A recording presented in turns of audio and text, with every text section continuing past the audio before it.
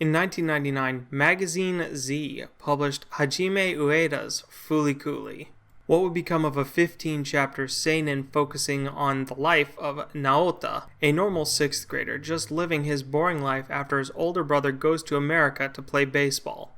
But that life is turned upside down after being run over by a moped-mounted psychopath wielding a guitar who introduces herself as Haruko Haruhara. Naota has something and Haruko wants it, but what it even is remains a mystery to everyone but Haruko. By the year 2000, the series gains a 6-episode OVA by Gainax and Production I.G, and what they made would become a cult classic where you can't really be certain of anything. Even the show name, Fooly Cooly, has a meaning conflated within the show itself, making it even harder to discern what is actually going on. And to top it all off, Naota's home life is disrupted by the intrusion of Haruko and a kind of robot that's somehow likened to the series' villain, Medical Mechanica, all punctuated to the grade A soundtrack by Hokkaido alternative rock band The Pillows. 6 episodes at 25 minutes each, this sci-fi comedy leans into its genres by being very light-hearted, not afraid to make jokes of itself, cultural references to other animes, or even attempting to wax philosophical by way of the bored 11-year-old being treated as a surrogate by his older brother's ex-girlfriend. It's a delight to watch and rewatch as you catch little jokes and jabs you may not have noticed the first time. The English dub is also studded with experienced and recognizable names, with Kerry Walgren as Haruko, Barbara Goodson as Naota, and Dave Mello as Amarao, to name a few. Go watch it. No, seriously, treat yourself to something nice and watch this series as casually as you like. One of the best aspects of it is that you don't need to pay too heavy attention to enjoy it. You can watch it one episode at a time and still find it funny, as most of the episodes are solo stories with very loose overarching narrative tying them together. The biggest flaw with the series, though, is that every episode is a biome in and of itself, only loosely connected by that overarching story. Episode 1 being our introduction to the primary characters Naota, Haruko, and Mamimi, as well as to establish the character Kanti. Episode 2 primarily focusing on Mamimi and her progressive breakdown at being abandoned. Episode 3 weirdly focusing on Eri Ninamori. Not really sure what the point of this story was, since Ninamori is a background character and doesn't have any relevance outside of this one episode. Episode 4 actually starts to introduce us to the greater plot, as well as the characters of Amarao and Kitsurubami.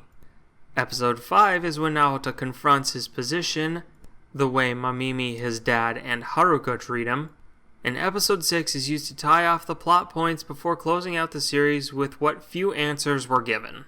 Maybe because it's a comedy, it feels dislodged with a scattered sense of what the main story is supposed to be. That's not to say the episodes being mostly independent of one another is a bad thing. They are certainly very entertaining. I just find that even knowing what the main story is supposed to be, it's still difficult to identify what's part of it. But that may be intentional.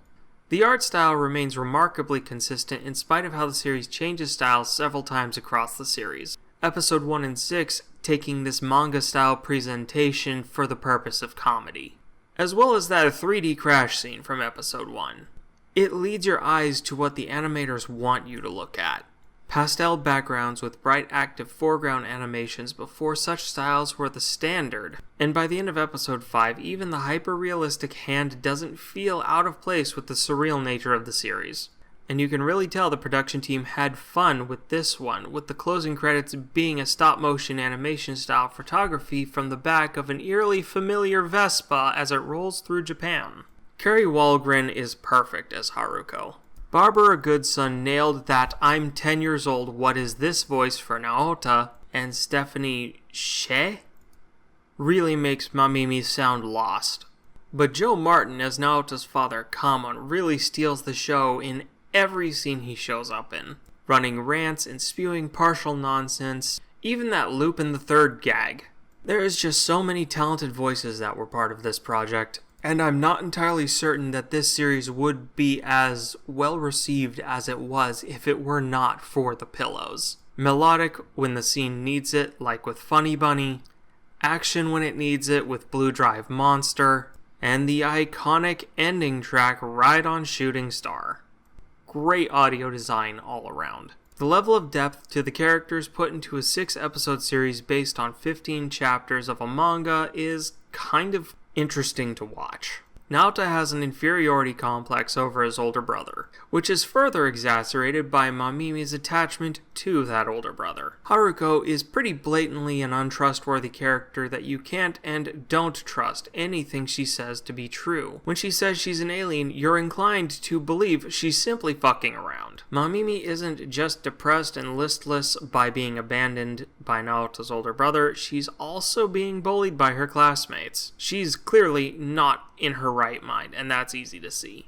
Kanti and how he relates to the world is an amalgamation of mysteries that will never be answered, being a completely silent character, with Amamao and Kitsurubami being just as mysterious as Haruko, but clearly not hostile to Naota. Even Kamon has depth to his character, being a tabloid writer, which would explain his bizarre behavior. Fulikuli is fun. Just plain fun. Snappy scenes with quick hit humor. Fantastic animations with high impact action scenes. And the pillows playing at just the right time. Episode 5 with the battle between Haruko and the gunslinger set to Blue Drive Monsters, easily one of the best sequences of the series. And you will find yourself catching jokes and references as you watch it. Being one of those Y2K series, the deeper you get into the culture of the time and the references the show makes, the more you'll enjoy the dialogue.